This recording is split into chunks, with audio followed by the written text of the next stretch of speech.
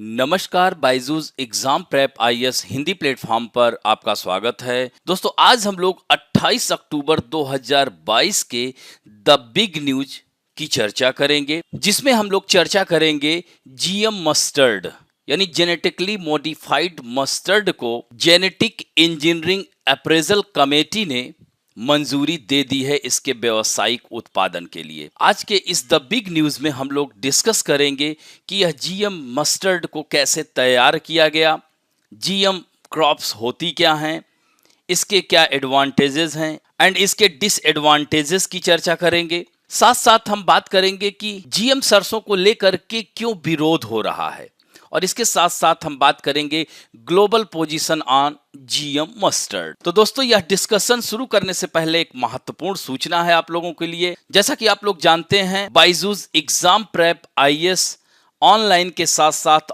Offline workshop भी आयोजित करता है, जो कि इस बार 30 अक्टूबर को यह भारत के विभिन्न शहरों में आयोजित की जाएगी। तो दोस्तों, आप लोगों के लिए निःशुल्क ऑफलाइन कार्यशाला कोलकाता में आयोजित होगी, जिसमें शाम 4 से 5 मॉक टेस्ट होगा। फिर उसके बाद 5 से 7 यह वर्कशाला आयोजित की जाएगी। तो यह कोलकाता में जो वर्कशाला आयोजित की जाएगी वह दीक्षित सर के द्वारा ली जाएगी। इसी तरह से अन्य शहरों में जैसे बेंगलोर में यह वर्कशॉप भारत सर के द्वारा ली जाएगी। इसी तरह पुणे में यह वर्कशॉप अभिषेक शुक्ला सर के द्वारा ली जाएगी। इसी तरह से जयपुर में यह वर्कशॉप विजय नारायण सर के द्वारा ली जाएगी। इस तरह से भारत के विभिन्न शहरों में बायजूस आईएएस की यह कार्यशाला आयोजित की जा रही है। तो आप लोग ज्यादा से ज्यादा इसमें भाग लें। और दूसरी महत्वपूर्ण सूचना यह है कि प्रत्येक शुक्रवार को रात 8 बजे लाइव सेशन जो होता है हमारा एक्सप्लेन सीरीज में। तो दोस्तों, इस बार के साप्ताहिक समसामयिकी के एक्सप्लेन सेशन में टॉपिक होगा यूके के नए पीएम ऋषि सुनक। यह टॉपिक हमारे बायजूस के वरिष्ठ शिक्षक सिद्धार्थ वाजपेयी जी के द्वारा लिया जाएगा। दोस्तों, अभी तक अगर आप लोगों ने हमारे इस चैनल को सब्सक्राइब नहीं किया है तो प्लीज इसे सब्सक्राइब करें, लाइक करें, कमेंट करें और अपने दोस्तों को भी शेयर करें। अब बात करते हैं हम लोग जीईएसी यानी genetic engineering appraisal committee biotech regulator gives note for commercial cultivation of GM mustard यानी जीएम सरसों के व्यावसायिक खेती के लिए जेनेटिक इंजीनियरिंग मूल्यांकन समिति ने मंजूरी दे दी है। तो दोस्तों, खबरों में यही है कि भारत की जेनेटिक इंजीनियरिंग अप्रूवल कमेटी ने जेनेटिकली मॉडिफाइड सरसों की नई किस्म DMH11 को व्यावसायिक खेती के लिए यानी कॉमर्शियल कल्टीवेशन के लिए प्रस्ताव को फिर से मंजूरी दे दी है। यानी इससे पहले भी क्या यह प्रस्ताव किया गया था? निश्चित रूप से यह किया गया था। 2017 में सुप्रीम कोर्ट ने इस पर रोक लगा दी थी। दोस्तों, यह DMH11 जो यह प्रजाति डेवलप की गई है, यह स्थानीय प्रजातियों से 30% तक अधिक उत्पादन दे सकती है। इससे किसानों को मुनाफा हो सकता है। और दोस्तों, यही कहा जा रहा है कि इसे भारत की फर्स्ट ट्रांसजेनिक फूड क्रॉप इसे माना जा रहा है। तो दोस्तों, अब बात यही आती है यानी हाउ जीएम मस्टर्ड प्रिपेयर्ड यानी यह किस प्रकार तैयार की गई। तो दोस्तों, चूंकि पौधों की 2 अलग अलग किस्मों को मिलाकर संकर या हाइब्रिड वैरायटी बनाई जाती है, तो ऐसी क्रॉसिंग से मिलने वाला फर्स्ट जनरेशन हाइब्रिड वैरायटी की उपज मूल किस्मों से ज्यादा होने का चांस रहता है। लेकिन सरसों के साथ ऐसा करना आसान नहीं होता है। इसकी वजह यह है कि इसके फूलों में मेल और फीमेल दोनों रिप्रोडक्टिव ऑर्गन होते हैं और सरसों का पौधा काफी हद तक खुद ही परागण कर लेता है। तो किसी दूसरे पौधे से कीट पतंगे पराग ले आए, इसकी जरूरत नहीं होती। ऐसे में कपास, मक्का या टमाटर की तरह सरसों की हाइब्रिड किस्म तैयार करने का चांस काफी कम हो जाता है। लेकिन दिल्ली यूनिवर्सिटी में centre for genetic manipulation of crop plants के साइंटिस्ट ने जेनेटिक मॉडिफिकेशन के जरिए सरसों की हाइब्रिड वैरायटी तैयार कर ली है। इसका नाम है DMH11 हाइब्रिड मस्टर्ड।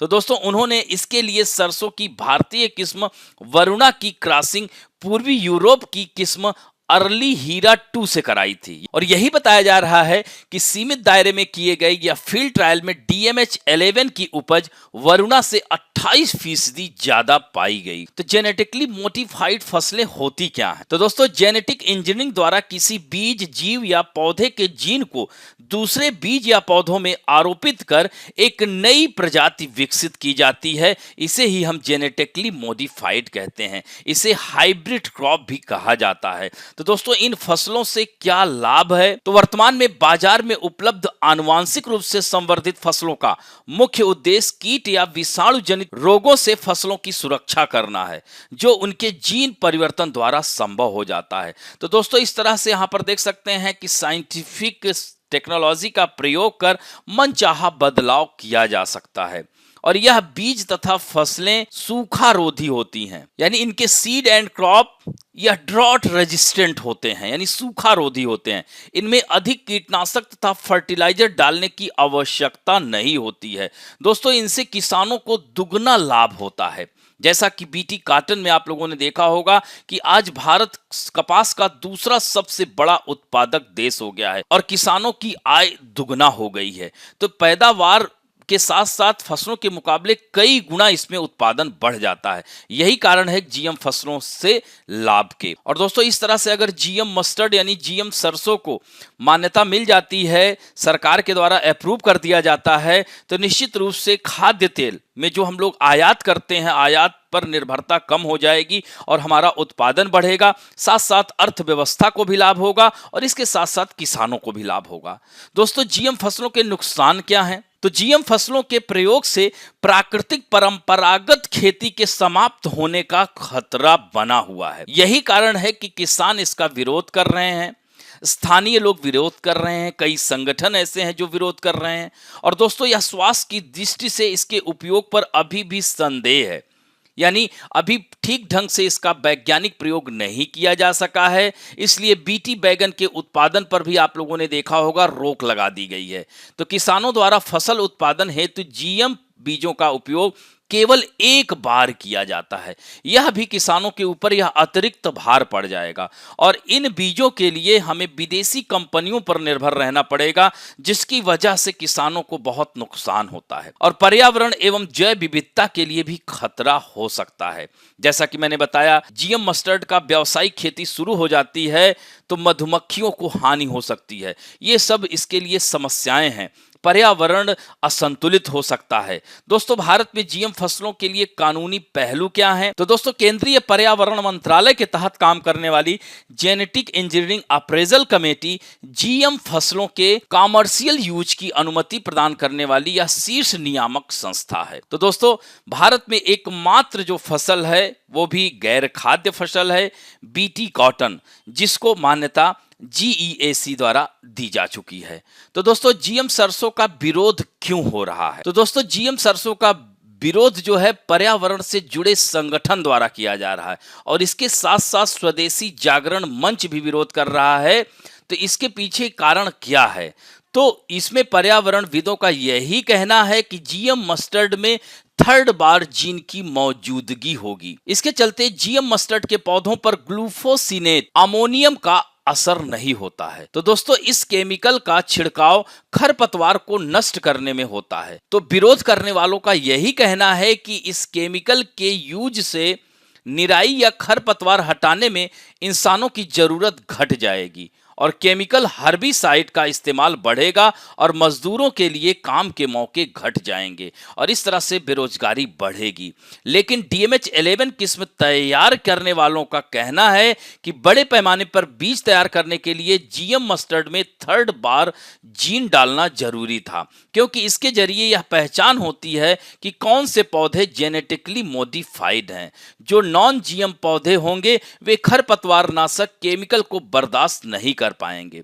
तो पर्यावरण मंत्रालय की कमेटी ने हाइब्रिड सीड तैयार करने में हार्बिसाइड के इस्तेमाल की इजाजत दी है और उसने कहा है कि हाइब्रिड फसलों की खेती में से किसी भी सूरत में इसे हार्बिसाइड का इस्तेमाल ना किया जाए। लेकिन सवाल यही उठता है कि खेती के दौरान इस हार्बिसाइड का उपयोग नहीं होगा, इसकी गारंटी कौन लेगा। और दोस्तों, जीएम मस्टर्ड के चलते मधुमक्खियों पर भी बुरा असर पड़ेगा, यानी उनकी आबादी घट सकती है। मधुमक्खियों के शहद बनाने में सरसों के फूल बड़ा रोल प्ले करते हैं और यह फूल परागण में मदद करने वाले दूसरे कीट पतंगों के लिए भी बड़े काम के होते हैं। तो इस चिंता को दरकिनार करने के लिए पर्यावरण मंत्रालय की कमेटी ने biotechnology department and Indian agriculture research institute के वैज्ञानिकों की एक रिपोर्ट का हवाला दिया है और उसमें यह कहा गया है कि दुनिया भर में जो जानकारी उपलब्ध है उसके मुताबिक मधुमक्खियों और दूसरे कीट पतंगों पर जीएम मस्टर्ड से बुरा असर पड़ने का चांस बहुत कम है। हालांकि अभी भी इस पर संशय बना हुआ है। यही कारण है कि इसका विरोध हो रहा है और स्वदेशी जागरण मंच का यही कहना है कि यह जीएम मस्टर्ड ना तो स्वदेशी है और ना ही सुरक्षित है, यह पर्यावरण के अनुकूल नहीं है। दोस्तों, अब बात आती है कि जीएम सरसों पर वैश्विक स्थिति क्या है। तो दोस्तों, सरसों परिवार में आने वाली राई से निकाली गई यह हाइब्रिड प्रजातियां कई देशों में अपनाई गई हैं। कनाडा में 85%, यूरोप में 90%, चीन में 70% राई हाइब्रिड प्रजाति की होती है। तो बार्नेस और बार स्टार आधारित हाइब्रिड राई का इस्तेमाल कनाडा में 1996 से किया जा रहा है, अमेरिका में 2002 से, ऑस्ट्रेलिया में 2007 से। और सोचिए, जो हम लोग यह खाद्य तेल आयात कर रहे हैं तो जरूरी नहीं है कि यह नेचुरल हो, निश्चित रूप से यह जेनेटिकली मॉडिफाइड ही है। तो हम क्यों ना अपने यहां ही उत्पादन इसका करें। दोस्तों, अकेले कनाडा 2013 में 70 लाख टन राई और इसका बना 23 लाख टन तेल का निर्यात किया है। किसी भी दुष्प्रभाव की बात 1996 से अब तक सामने नहीं आई है। वहीं भारत में भी DMH11 से मनुष्य में एलर्जी, जहर पहुंचने या पर्यावरण को नुकसान के आकलन के लिए विस्तृत परीक्षण किए गए हैं।